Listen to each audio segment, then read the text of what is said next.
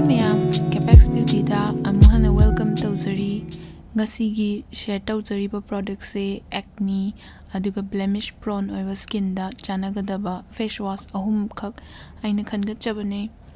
Ngasigi face wash ahumak magi consistency se gel like after oye aduga gel consistency oiba face wash se ayamba matamda pimple nataga acne problem laiba mida recommend adum tawnabane.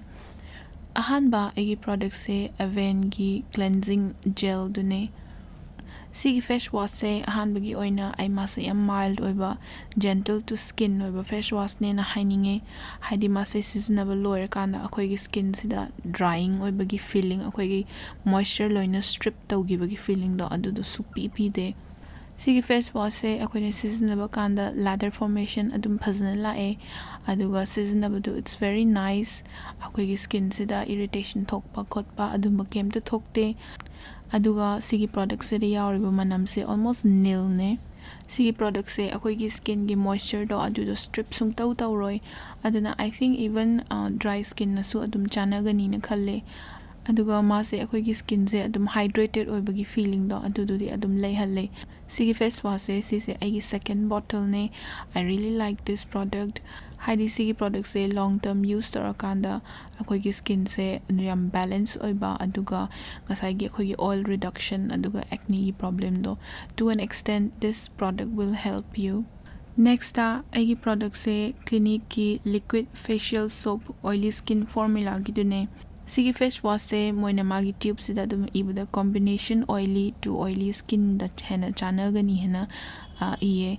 Sigi Clinique ki products isu seasonable yam nungai haidi mase soap free oibata natana mase akhoi seasonable lower kanda akhoi gi skin da yam kangaga yam kangbagi feeling ama pibado adu sung pi de aduga akhoi gi skin gi masagi natural moisture leibjaba aduga hydration level do sisna adu maintain tawe na haininge ai. Sigi face wash se seasonable lower kanda akhoi gi skin se yam fresh oi thokpa aduga yam visibly yamna awaken oibagi look do adu dum pibane. Sigi Clinique ki facial soap se I think oily skin oiba mi gidi yam nungai gani na khalle haidi ma se yam fresh ohalle aduga hydrated so oile aduga ma se pura non drying ne aduga magi manam se yam mild oiba yam pleasant oiba manam amasu yawe. Sigi product sigi one of the best things se ma se non drying oye haidi akhoi na mai star matungda akhoi gi skin sida yamna nungai taba yamna rigid oiba feeling do adu do supi pi de aduga magi another bonus se masa soap free oibisine. Maybe sigi product se yam acne gi issue yam leiba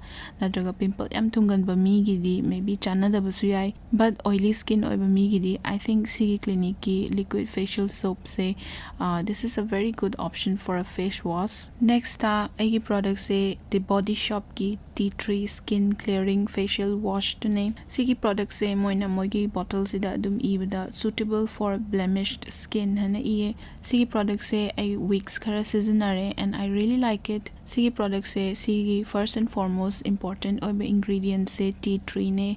Tea tree haiba ingredient se antibacterial aduga antifungal oibane so aduna akhoi gi bacteria na thohanba pimple do adu target tawada tea tree haiba ingredients ina it helps a lot. Aduga personally aigi wakal dadi India da phangba pimple prone skin gidi I think this is one of the best face wash. But see face wash se magi manam se pure tea tree manam namme so it has quite a strong smell. Aduna manam fragrance do kaigumba yam hainadaba mi na di I don't think they will like this but kaigumba if you don't mind the smell then this is a very good face wash. Sigi product se seasonabada yam nungai haidi masu lather formation phazana tawe. Sigi product se akhoi gi skin da hek apply tawada mai ngasai gi tea tree gi component na akhoi gi skin se yam cooling oiba effect do adu duma piye. I don't know if everybody will like it but I don't mind much. Sigi products isu akhoi gi skin se non drying ohalle aduga akhoi gi moisture strip tawda adudi tawde se ma se antibacterial and antifungal oibanina I think akhoi gi anauba pimple formation tawda sisna it will help keep in check. Sigi products se I think akhoi gi skin se over time use or matungda it will really help out to balance our skin as well. Akhoi gi skin se healthy oina thambada this product will help you. Ngasi gi share tawzariba product ahumag they're not quite cheap products adu oitaragasu they work very well. Avene ga the Body Shop ki face wash I use it in the morning. Clinique ki sina I use it in the evening. Clinique ki liquid face wash one of the pros is mase salicylic acid yawe. Salicylic acid haibase akhoi skin je clear out tawba aduga pimple natraga acne clear out tawda so it helps a lot. Aduga sigi Body Shop ki sida di tea tree sinina yarbanina it is antimicrobial. Aduga Avene ki sida di lauric acid yawe.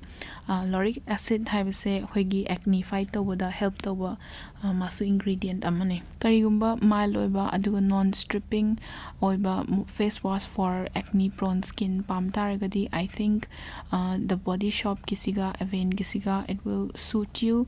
Aduga kaigumba pimple gi issue yam chawna leitaba oi taragadi Clinique ki sisina it might suit you as well. Ngasi gidi sida loisinjarage.